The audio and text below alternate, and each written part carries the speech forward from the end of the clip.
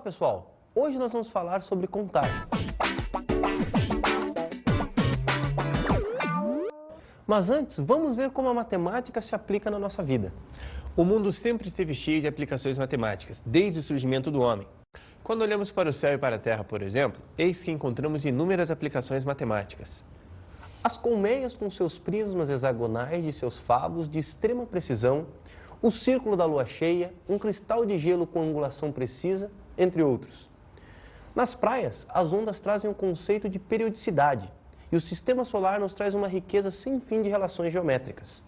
No campo do engenho humano, os computadores executam a todo momento cálculos complexos, tomam decisões lógicas e resolvem problemas impossíveis de serem resolvidos sem eles.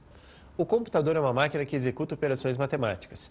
Desde a época das cavernas, o homem tem usado a matemática, calcula, conta e mede. Por exemplo, o homem dividia no passado a caça em partes iguais, conceito de fração. Media um pedaço de pele comparando comprimentos, ideia de maior e menor. O homem fabricava instrumentos de barro que eram seus padrões de medida, ideia de volume. Nessa época, o homem ainda não tinha descoberto a matemática como ciência. Apenas a usava com os recursos intelectuais que dispunha. A matemática foi se constituindo enquanto ciência pela necessidade de sobrevivência e transcendência do homem.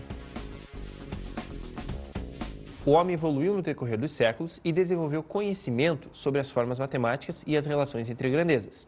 E hoje, a matemática é uma ciência dinâmica e em constante evolução. Mas por que estudar matemática? Estudar matemática traz vários benefícios. Vamos ver alguns. A matemática nos ajuda a estruturar as nossas ideias e definições. Auxilia e desenvolve o raciocínio na resolução de problemas. Promove a concentração, desenvolve a memorização. A noção mais básica da matemática, a contagem. A percepção de diferenças entre quantidades pequenas se chama senso numérico. Os seres humanos possuem senso numérico, além da capacidade de contar. Mas nem sempre os seres humanos souberam contar. Há milhões de anos, a humanidade somente conhecia os números até 3 ou 4. Ainda hoje, grupos primitivos como os pigmeus da África e os índios botocudos do Brasil somente conhecem números muito pequenos. À medida que foi tendo a necessidade de contar quantidades maiores, o homem passou a agrupar marcos, pedras e outros objetos usados na contagem, da seguinte maneira. No primeiro grupo com 12 unidades, temos o seguinte: 5, 5, restando 2 unidades. No grupo de 7, temos 5 e 2 unidades. No grupo de 9, temos um grupo com 5 e um grupo com 4 unidades. O ábaco. Ao longo da história, muitos tipos diferentes de ábaco foram usados. Um dos mais simples é aquele em que a correspondência é feita usando contas furadas enfiadas em hastes fixas numa moldura. Mas quem vai mostrar como fazer os registros em ábaco é o nosso amigo que adora matemática, o Euclides. Vamos ver? Olá, pessoal! Eu não perco uma chance de participar das aulas de matemática. E já que estamos falando de ábaco, vou mostrar como ele funciona. Por exemplo, vamos representar o número 218 no ábaco. 2, 4, 6, 8 unidades, uma dezena e 2 centenas. Muito simples, não é? Agora vamos representar o número 1243. Vamos zerar o ábaco e começar de novo. 1, 2, 3 unidades. 2, 4 dezenas. 2 centenas. E uma milhar. Fácil, não é? E para representarmos o número 7.000, vamos zerar tudo de novo. Mantém zerado na coluna da unidade, zerado na coluna da dezena, zerado na coluna da centena e na coluna da milhar, que é essa aqui, 1, 2, 3, 4, 5, 6, 7 unidades. Que representará 7.000. Muito fácil, né? Agora vamos ver se você não perde mais as suas contas. Isso Isso mesmo, Euclides. O ábaco facilita tanto o registro dos objetos quanto a leitura nas contagens. O sistema de numeração decimal. As características principais do sistema de numeração decimal são o princípio aditivo e multiplicativo. 128 significa 100 mais 20 mais 8, 128. Ou seja, 1 vezes 100 mais 2 vezes 10 mais 8 vezes 1. Valor de posição. 841 representa 841, ou seja, 8 centenas, 4 dezenas e 1 unidade. Isso corresponde à contagem de 10 em 10 no ábaco. Cada posição corresponde a uma coluna. O zero. Colunas vazias do ábaco são representadas pelo algarismo zero. Vamos estudar agora adição e subtração.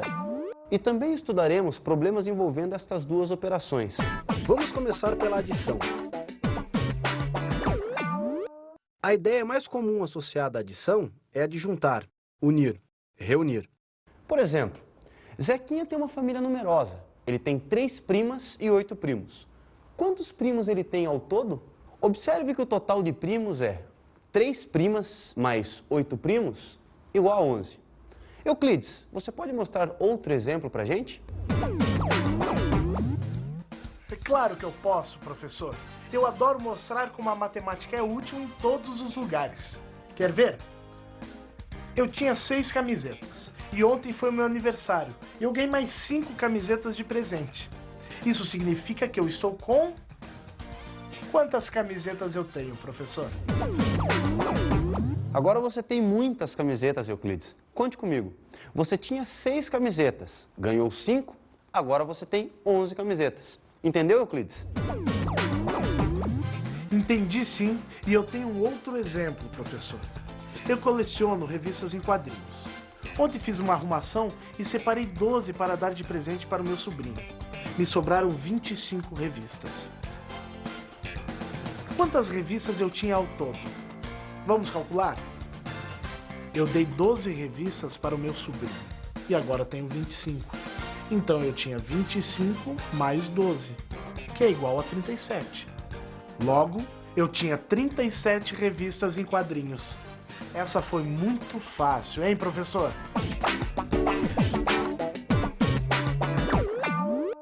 Então vamos aprender a fazer subtração. Muitos dos problemas nos quais usamos a subtração estão ligados à situação de tirar. Por exemplo, João tinha 16 convites para uma festa e deu 7 para um amigo. Quantos convites João ainda tem?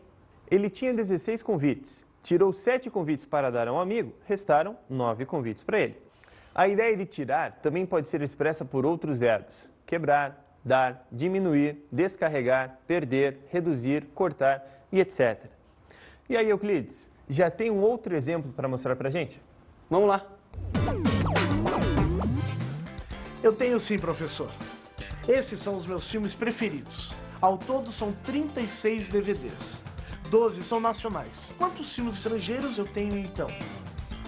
Como calcular, professor? É fácil, Euclides. Veja só. São 36 DVDs menos os 12 nacionais. Então, 36 menos 12 é igual a 24. Logo, você tem 24 DVDs de filmes estrangeiros. Vou mostrar outro exemplo. Numa viagem, a família Silva percorreu de carro 195 quilômetros. Se o percurso total é de 210, quantos quilômetros ainda faltam? Veja só, 210 menos 195 é igual a 15 quilômetros. Logo, faltam 15 quilômetros. Euclides, onde você está? Você tem mais algum exemplo para mostrar para a gente? Meu time acabou de levar um gol aos 17 do primeiro tempo. E esse jogo vale o título. E precisamos pelo menos do empate. Vamos lá, time! Ai, meu Deus, será que ainda dá? Deixa eu pensar. Um jogo de futebol tem 2 tempos de 45 minutos. O primeiro tempo já foram 17 minutos. Então, 45 menos 17 é igual a 28 minutos. Com mais os 45 do segundo tempo, dá, deixa eu ver, 73 minutos. Agora, com os acréscimos do juiz, que vai dar no máximo uns 2 minutos, ainda faltam 75 minutos. Ah, tá tranquilo. É só virar, time, é só virar. Vai, lança essa bola, vamos lá. Vamos ver o exemplo do Luciano, que é um homem muito esforçado. Ele sai do trabalho às 17 horas e 30 minutos e entra na faculdade às 19 horas e 20 minutos. Quanto tempo livre ele tem da saída do trabalho até a entrada na sala de aula? Temos que armar a conta da seguinte maneira. Para fazer uma conta direta, fazemos a seguinte operação. De 19 horas e 20 minutos, passamos para 18 horas e 80 minutos, pois sabemos que uma hora possui 60 minutos. E ficamos com a seguinte situação. 18 horas e 80 minutos menos 17 horas e 30 minutos resulta em 1 hora e 50 minutos. Logo, Luciano tem 1 hora e 50 minutos. Acompanhe comigo esta situação. A distância aproximada de Curitiba a Balneário Camboriú é de 210 quilômetros. Se a cidade de Itajaí, que está no caminho, fica a 8 quilômetros de Balneário Camboriú, qual é a distância entre Curitiba e Itajaí? Logo, a distância Curitiba-Itajaí é de 202 quilômetros. Euclides, você tem mais exemplos pra gente? Onde você está? Eu estou aqui na casa da minha amiga Júlia e nós acabamos de voltar do supermercado. Obrigada, Euclides, pela ajuda. Júlia, conta pro pessoal o que a gente comprou no mercado. Deixa eu ver aqui no cupom.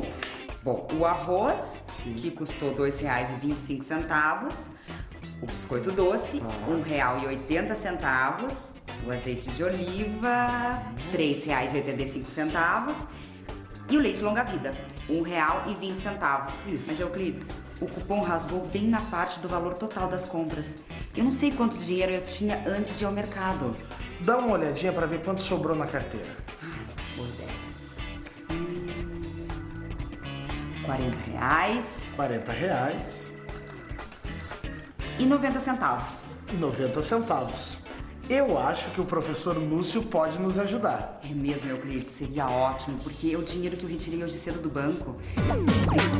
É claro que eu posso, Euclides, com o maior prazer. Começamos calculando o total da compra. Arroz, mais biscoito doce, mais azeite de oliva, mais leite. Então, R$ 2,25, mais R$ 1,80, mais R$ 3,85, mais R$ 1,20, resulta em R$ 9,10. Agora vamos calcular quanto Dona Júlia tinha na carteira. Se sobraram R$ 40,90 mais o valor da compra, que é de R$ 9,10, R$ 40,90 mais R$ 9,10 dá um total de R$ 50. Logo, antes de ir ao supermercado, Dona Júlia tinha R$ 50 na carteira. Obrigada, professor. Obrigada, Euclides. De nada, Júlia. Você usa esses cálculos o tempo todo no dia a dia. Pratique e bons estudos. Até mais.